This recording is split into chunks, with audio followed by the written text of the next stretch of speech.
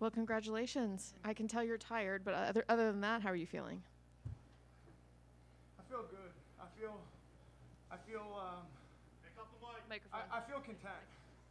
I feel content. I listened to my coaches. I followed a game plan that wasn't necessarily easy. I think the majority of the people thought that I didn't have the cardio or the heart or the endurance to wrestle for all 3 rounds.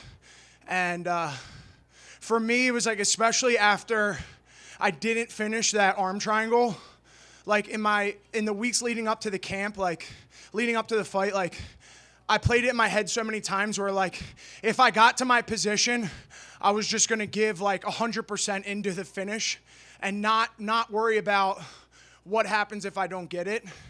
And I was able to put 100% into the submission, not get the finish, yet still fight through and like just learn how to survive.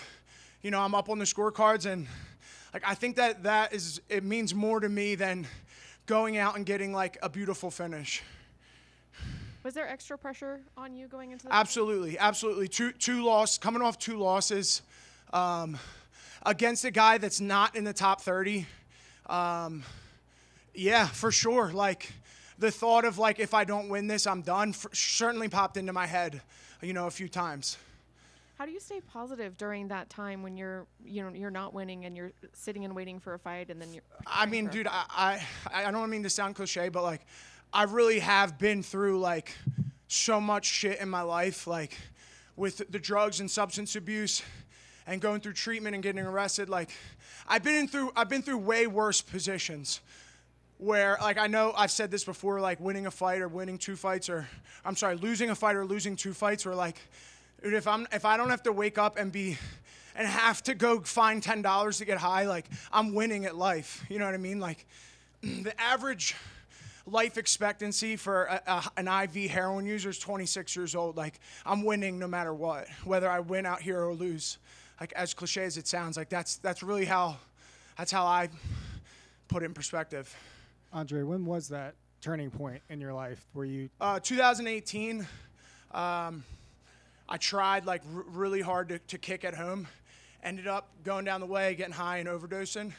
Got arrested, and through that, went through treatment and was able to get clean and go pro. That was the point where I was able to go pro. And yeah, my life's just been constantly getting better. Like my daughter was born in 2019.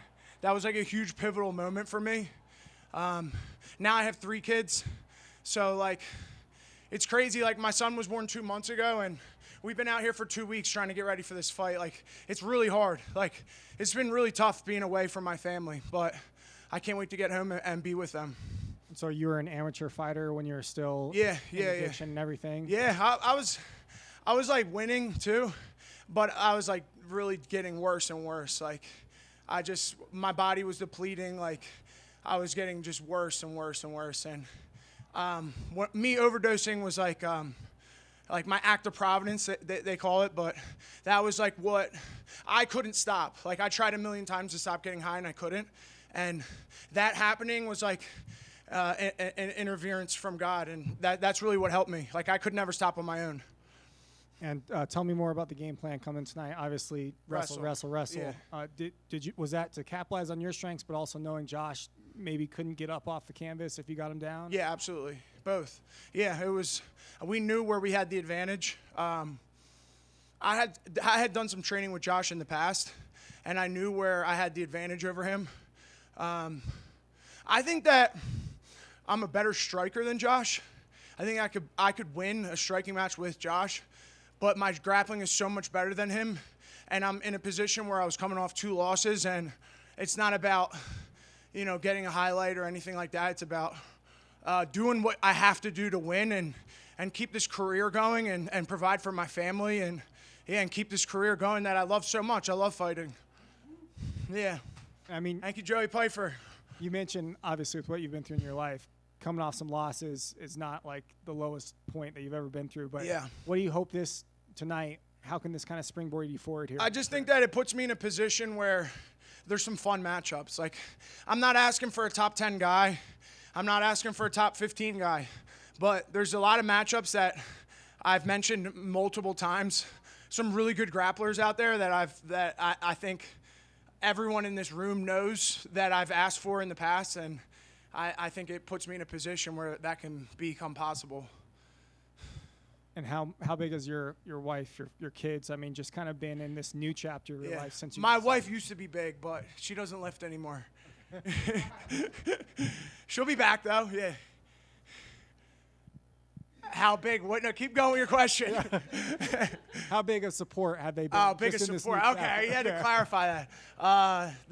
They're awesome. Like my girlfriend has carried the load this entire camp. Like being with the baby. Like I don't like she gets up with him and in the middle of the night. She knows I practice the next day. It's like that's huge. You know. I mean, we both have a kid of our own, so like.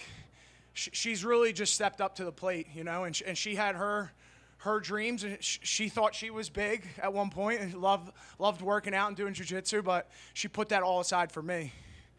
And you mentioned the conditioning aspect. Obviously, Josh probably had the advantage. You thought maybe some people didn't think you could wrestle for 3 full rounds. How did you feel out there, especially in those second and third rounds, and the third one as he came at you right at the start of that round? Just all heart, really. Just I felt exhausted. I feel like I'm at maybe 5,000 feet in elevation or something. Like I don't really know. Yeah, 50 to 100. That's how I feel. Yeah. And I guess final one for you.